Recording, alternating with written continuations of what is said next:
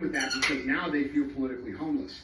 Now these people are feeling like, fuck, well, I definitely am not ultra conservative, you know, but these people are legitimately attacking our systems and our court systems, and they're weaponizing, and what's happening is those people are starting to realize that if they step out of line, that they will be, it's opening people's eyes, in my opinion. Anybody with a critical thinking brain who can put their biases aside and think critically, people are waking up. And so that's how I see it playing out. And that's why I really haven't said too much about it. And I'm not like, I don't need to say anything more about it because everybody's seeing it. They're saying it themselves. Yeah, right. Like, and like, dude, you know, so that's my take on it. And it's unconstitutional, and I don't think it'll stand. And I think the Supreme Court will step in very soon and say, and go shake their dicks in front of little kids. Like, dude, I'm not with that. Right? Like, there's this sympathetic attitude towards pedophilia now, and that's a globalist communist initiative. This is why in these other countries in Europe who are ahead of us, quote unquote ahead of us socially, I don't mean ahead of us in a better way, they're further down the road in communism. We have these elected officials like that woman in Spain screaming at the entire government saying that children have the right to sleep with adults if they choose to. Yeah, and like, dude, that's fucking bullshit. So like, what I've come to realize is like, people aren't responsible enough to make moral decisions just because you or I might be. So we have to see the appropriate urgency will follow naturally because people want to be a part of something. They care about their careers. They care about doing well, and that ultimately connects. But at the end of the day, you know, different kinds of leaders at different levels will use different ways to make people urgent. And also, different employees will respond differently to ways to make urgent. Some people will respond with truth. Some people will respond and say, hey, look, we need to grow. Things need to get better. And a mature employee will hear that and understand what that means. A top-tier employee will always have urgency, but that's a rarity, okay? That's 10% of your team. Transparency for some people works. For some people, it's, hey, we'll wrap every single call, every single interaction, every single opportunity as if it's the only one. And that's what great organizations have in common. They don't waste reps, they don't waste opportunities, they don't waste practice plays, they don't fucking coast. And because they don't do that, that culture never materializes, and they're always on top of the game. And dude, that's cause for a leader to install into their system because it takes a lot of energy. That's kind of a good thing. 25 years in business today.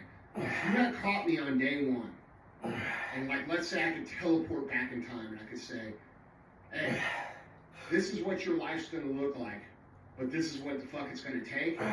Bro, I don't know if I would have done it, because it's going to be looked at like they're geniuses. But I'm telling you, those motherfuckers paid the price just like everybody else. They just don't want to tell you. So, you know, we have to find a good middle ground as entrepreneurs and people who are driven about understanding the reality of what it takes to build things, but also remaining enough to where we don't demoralize ourselves with the amount of. What's cool is a lot of people are waking up to this. They're starting to understand. This is not about me looking good at the pool. This is not about me having some muscles. This is about me having a bulletproof mindset that allows me to execute on anything I decide to execute on at any time in my life, regardless of what's going on. And if I could do that, then what the fuck can stop me from becoming what it is I want to become? And the answer is nothing. So I think it's important too, like when you talk about how hard this journey is going to be, right? Like, just so everybody's on the same page, we're not talking about, you know, a small little mom and pop shop that, you know, is doing, you know, pretty decent every year. We're talking about true greatness. We're talking about high level fucking winning, right? I think it applies to both. Like, bro, even when you're running a one-store operation, the pain and frustration is relative to what you know. Like, there's a lot of people, like when I was running just a one-store operation or a two-store operation, it was incredibly difficult. It was incredibly stressful. You know, you're running on hundreds of dollars, not tens of thousands of dollars or millions of dollars of buffer. You know, like we're always within the realm of going where you can compete at the higher levels because the hard times is where the skills that you use to compete are formed.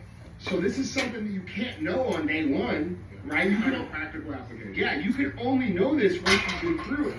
And so I'm speaking to all of you guys who are just starting, or you're 4 or 5 years and you're not as far as where you want to be. Motherfucker, I made $58,380 for my first 10 years in business.